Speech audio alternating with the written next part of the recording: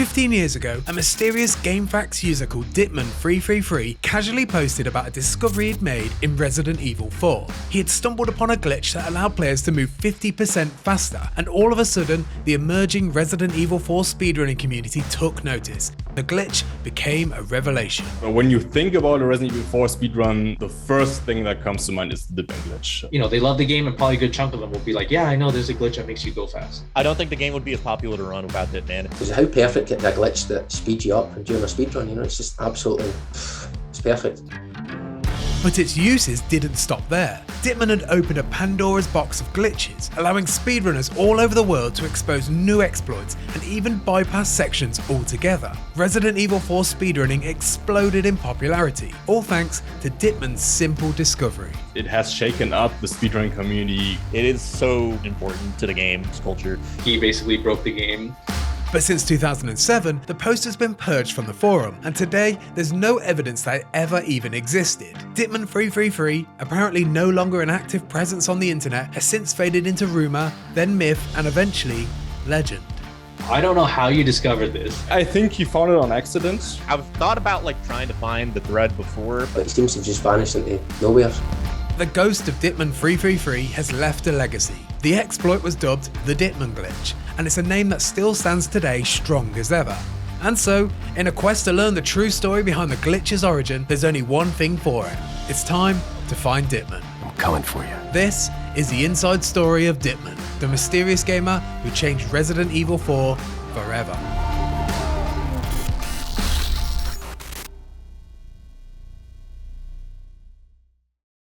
In 2005, the long-awaited return of Resident Evil arrived, in the shape of the genre-defining Resident Evil 4. Along with the return of fan-favourite character Leon S. Kennedy, the game, under stewardship of the series creator Shinji Mikami, took a brave new turn into an over-the-shoulder playstyle, abandoning many of the played-out ideas that had made the series so successful. The change paid off. Resident Evil 4 was immediately a smash hit out of the gate. Resident Evil 4 was my first Resident Evil ever. It was very modern at the time, groundbreaking game when it came out on Nintendo GameCube, and I begged my mother to buy me the game, and she was like, yeah, it's fine, you can play it 2 hours a day. I don't know, I just loved it. It was the best game I've ever played. It's the feeling, the movement, the whole game's engine was just, it was just a language to me almost. Resident Evil 4 received an overwhelmingly positive critical response, earning over 30 Game of the Year awards. It was unquestionably the biggest hit of 2005, and because of this popularity, players began to compete.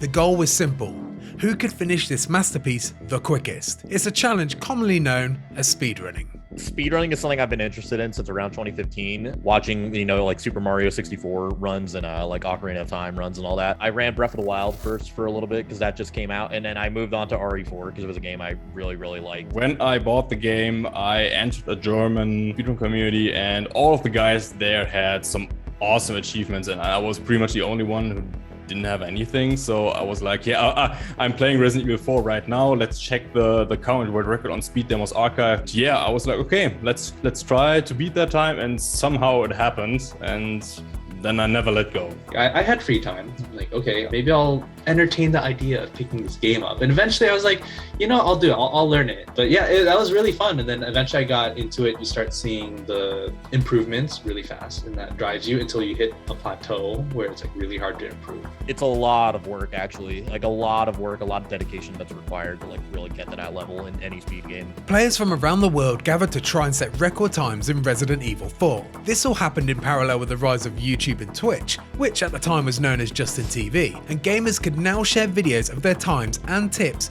with ease like never before, and that only encouraged more to try it out.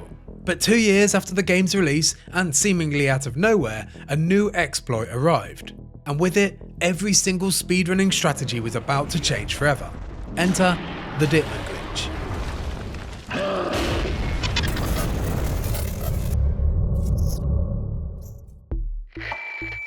I think the Ditman Glitch was found in summer of 2007, and I got the world record right before that time. Obviously, that time was beaten after the Ditman Glitch was found. Yeah, I was on holiday at the time, and my friend called me on my cell phone, and he was like, "Oh my God, there's a huge glitch in this game. You have to come back and do a new speedrun, and I was very excited. I was watching Pitted and Morse speedrun it. Those are two bigger speedrunners back in the day. And I watch, I'm like, wow, they're breaking the game that I love. This is really cool seeing it. I think I had heard about it just watching some YouTube videos back in the day. Like, it's probably the most well-known glitch in the game. I was like surprised by just how much you have to use it in the run. Like, you're literally using it for like half of the run in like every single room, you know? I didn't understand what was happening when Morse and Pitted were running the game. And then I watched the speedrunning guide from Pitted. That was when I was like, that's how you do it. That's how they're hacking the game to go fast. Want to start explaining? So at this point, I imagine that you're wondering how this glitch actually works. Here are our qualified and experienced speedrunners to explain how. So in order to trigger the glitch, you need the weapon called Striker. It's the third and final shotgun in the game. You can only get it chapter 4/1. And you actually have to hold up the weapon and switch it before the red laser shows up. So if you're doing that aiming animation with the striker, and then you go into the inventory before the laser pops up, and then you swap to any other weapon, it can be anything. It can be a weapon, it can be a grenade, it can be an egg, actually. That somehow manipulates some in-game values, and then your whole action speed is like 1.5 times faster than before. When you go back, Leon will be moving 50% faster. The caveat, though, is there's a lot of things that can deactivate the glitch. So, like taking damage, healing. And obviously, through the years, we found out what cancels it, what doesn't cancel it. Is it worth to use it in this room? Is it not worth it? Does it take longer to activate the glitch than the time you get back for the running speed increase? But it's by far the most used glitch in the game for speedrunning, as you can imagine, because going 50% faster, that's insane. It's super, super useful, you know? It's really simple, but I guess it looks really complex to other people who don't understand. I always wonder, the viewers they must wonder why I keep equipping weapons for no reason. And to us, it's just this input. It's like music almost. It's just like da-da-da, da-da-da, and then you run. When the Ditman Glitch first arrived on the scene, it quickly altered the landscape of an elite time for Resident Evil 4. It not only drastically improved the speedrun times, but it could also be used to find whole new skips altogether. This was no ordinary glitch. This was a Pandora's box of glitches. What a pleasant surprise. Because Leon is doing everything 50% faster while he's in Ditman, that opens up the avenue for out of bounds and like a lot of like really weird stuff happening in the game because you're not playing it like the intended way. Like Leon is like not behaving normally. The most famous example probably is the minecart skip. It's about like 60% of the way into the game. There's a minecart ride that you have to go on. It's like 3 or 4 minutes long. Well, if you have Ditman active and you jump off the little wooden platform to go into the minecart, if you drop off that platform at a certain angle with Ditman active while Leon is carrying the TMP specifically, then he'll just clip out of bounds. Like he won't go into the minecart. He'll just like go through the minecart and then like you just like walk on the air. And we found like a specific pathing that you can do where you can like just go out of bounds through a wall and then go onto the minecart rails. And then you just run the rest of the way to the end and you just skip the entire thing. It saves like 2 or 3 minutes. It's like by far the biggest skip in the run, like the most, like the one like everybody went crazy about when it was originally found. The minecart skip was the tip of the Ditman iceberg. Runners, with the understanding that the glitch could expose all kinds of exploits, got to work testing every chapter and section that they desired to skip, and they weren't disappointed. A particular highlight being a complete skip for the fight with the 2 El Gigantes. So you Ditman, it's a cycle where you go on the zip line, and then since you're a Ditman, you go through the whole animation time, even though you sort of glitch at the end. But like the time that the animation goes through is the same, but when you run back, you're faster.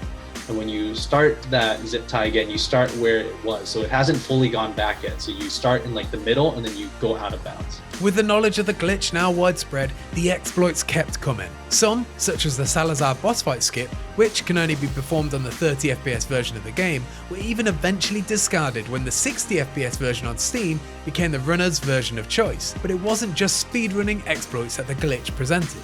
It's quite fun. There's a lot of funny things you can do as well. It's quite entertaining. Just small things that didn't really faster, but it looked really funny. You could knife people for like a mile away.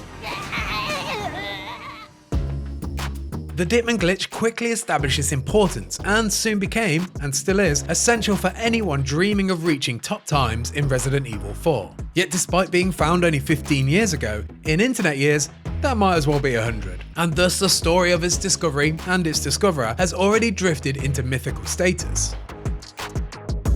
The legend, as we've all been told, there's a person on a GameFAQs thread from like back in the day, I think like 2005, 2006. His name was Ditman. All I know is there's a guy named Ditman. He found out that if you aim the striker shotgun and before the laser comes out, you switch to a different weapon, you just move like 1.5 or twice as fast. Like, that's all I know. The guy on GameFAQs discovered that just his name, Ditman333, I think it was. I keep hearing people saying 777, but I'm sure it was 333. Then the name stuck. We try to honor that guy by calling it Ditman Glitch. Yeah. If somebody finds a glitch or finds a skip, then it's just kind of in the culture to call it the person who found it glitch, like, or the person who found it skip.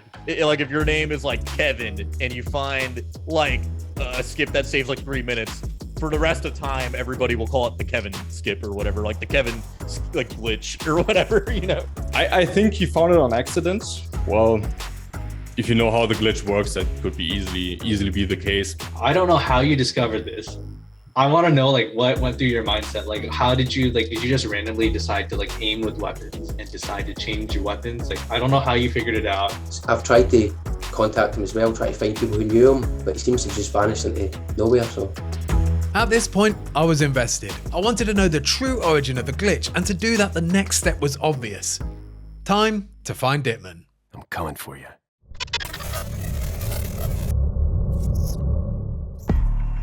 Go to the GameFAQs forum and find the post, you're thinking, and yes, I was right there with you, but there was unfortunately an El Gigante sized spanner in the works.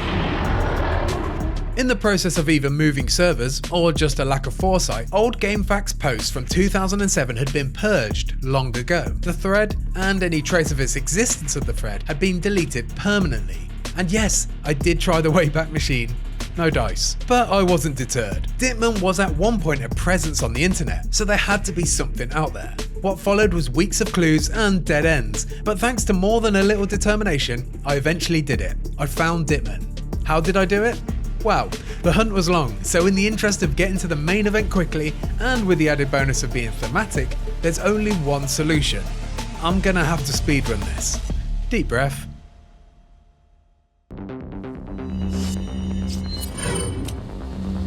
My first port of call was GameFAQs just to be certain that the post had been deleted. It had, but the user Ditman333 still existed. However, the last login was in August 2015 and there was no sign of Ditman activity since then. Still, sent him a message just in case.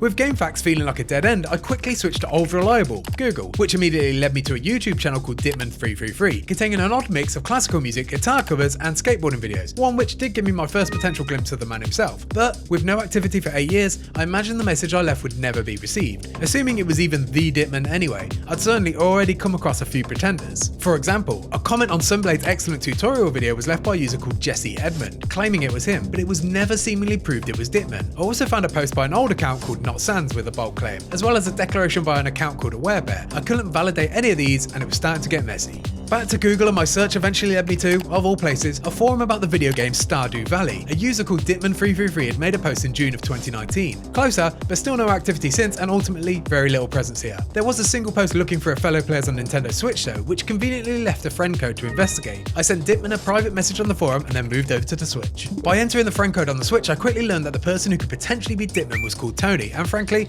not much else. I sent a friend request to what I understand now to be a largely inactive account, but due to Nintendo's perhaps sensible restrictions, I couldn't send a message.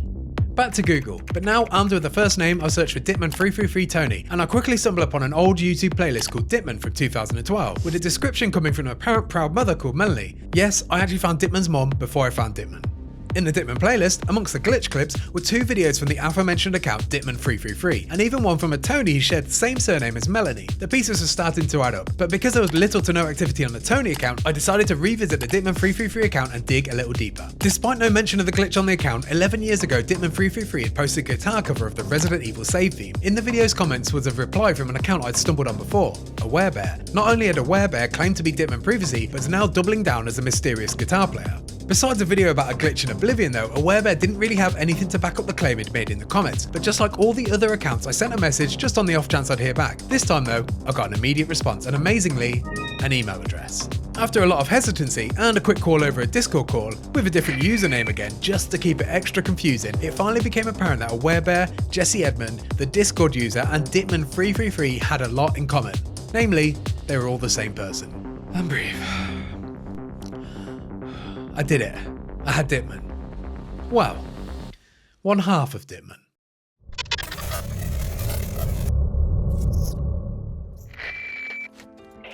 Hi, my name is Jesse, and I'm the co-creator of the Ditman Glitch.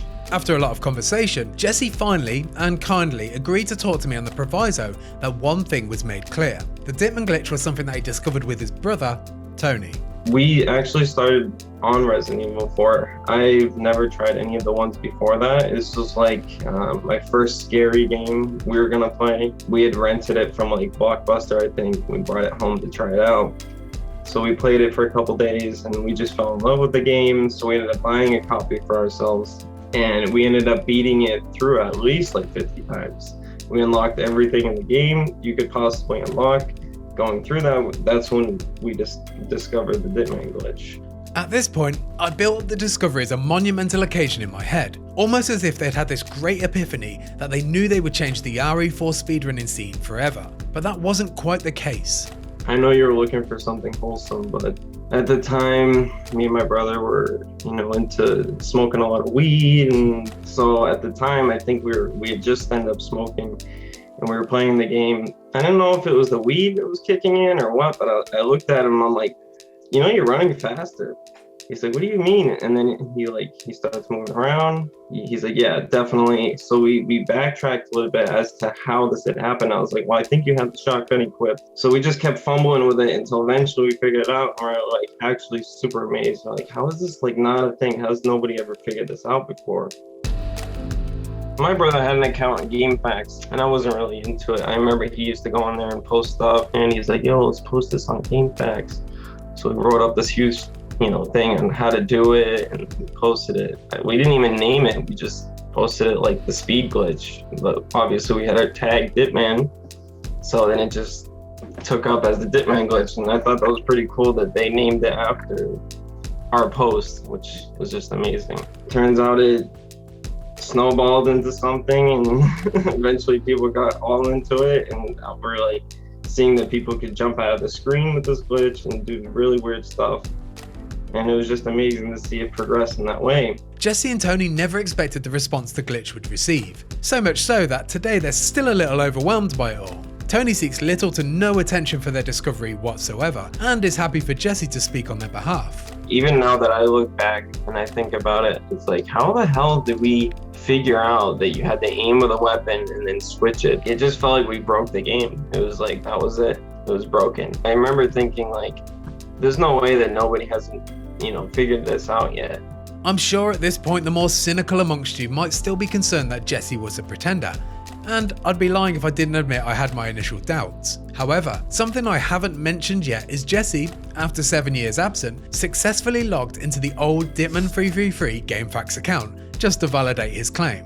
Couldn't believe I got on it too, because my brother tried to get on it before and he's like, I can't remember the username, I can't remember the password, and I was like, let me try. Tried to get on and it worked. I actually got on. I got it. I remember going back on the YouTube videos, even like, hey, we were the ones that made this, and people, oh, you're a liar. And we get all these hate comments about how we're trying to take credit for it and all this stuff. And it's not like we really wanted credit. It was just like, we found it pretty cool. 15 years of extremely minimal follow-up certainly validates this. Hell, the Ditman333 channel didn't even have a video about the glitch. The brothers were simply content enough with the fact that their glitch was so beloved. Despite having the discovery confirmed, there was still one outstanding question. Where did the name Ditman actually come from? It actually came from my dad. He had a little nickname for all of us. I'm not gonna say what mine was, but my brother was Ditter. He would always call him Ditter. I don't know where that came from. After he had grown up, he ended up just taking that and turning it into Ditman and using that for all of his usernames. So technically, I'm not Ditman, but I'm affiliated with the name. Me and my brother have always been like tight knit. We shared a room our whole life. Sometimes we'd even share a bed if we had to, because 10 kids in the family. But yeah, we've always been really close. We've always played games together. I was the one who would always sit and watch. So like we would always buy a new game, whether it was Zelda or her. I remember the first time we got Zelda Wind Waker. It was like the greatest thing ever.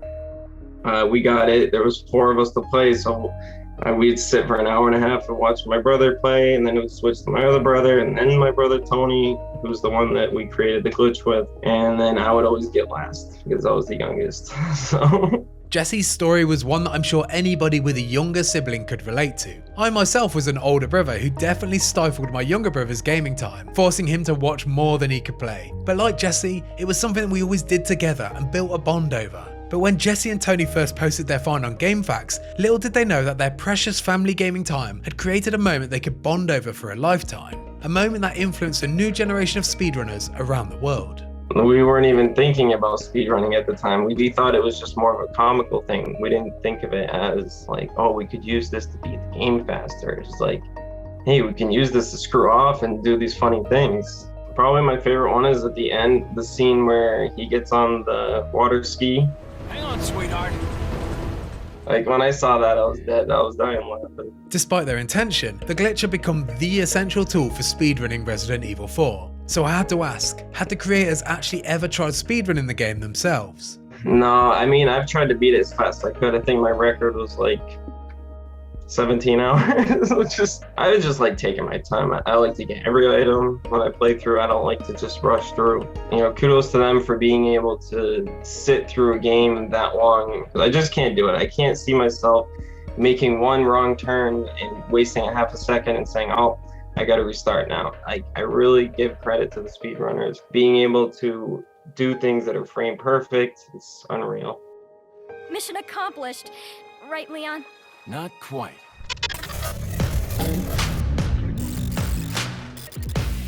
Resident Evil 4 speedruns have regularly been broken for 15 years now, with new strats and techniques constantly being developed. But since 2007, there's been one constant: Ditman.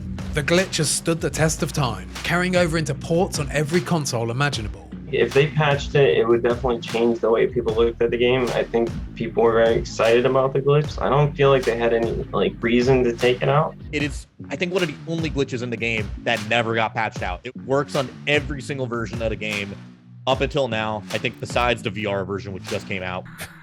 Amateurs. For obvious reasons, because it works completely differently, And the one I like to believe is they just like it. They're like, that's pretty funny, and then they just left it in. Ditman's always one that stays. Every single version it can be done. Maybe it was designed so it's like the fault was in the design and it's just easy to leave it. I think it's good that they never patched it out. I mean, it just shows that they didn't put too much thought into it. They just ported the game over for replay value because the game is great. With no signs of the glitch ever being removed, it's fair at this point to say that Ditman Glitch and Resident Evil 4 will be forever entwined. As long as people are speedrunning this classic game, then the Ditman legacy will continue to exist, hopefully evolving how people speedrun Resident Evil 4 for years to come.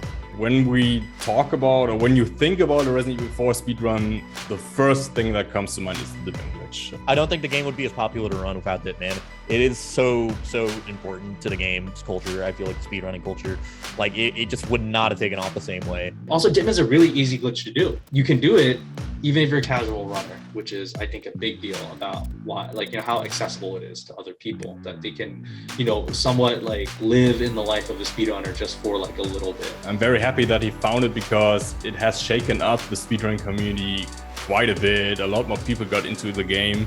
He basically broke the game and made this iconic, when people think of Resident Evil 4, they love the game and probably a good chunk of them will be like, yeah, I know there's a glitch that makes you go fast. And, that's the legacy of the Ditman glitch. So.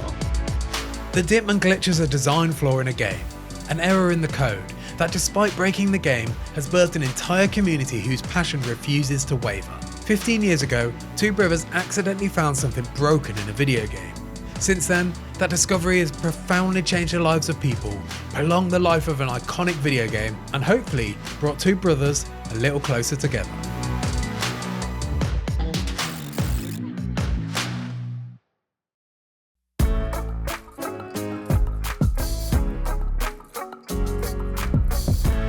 If you could send a message directly to Ditman, what would you say?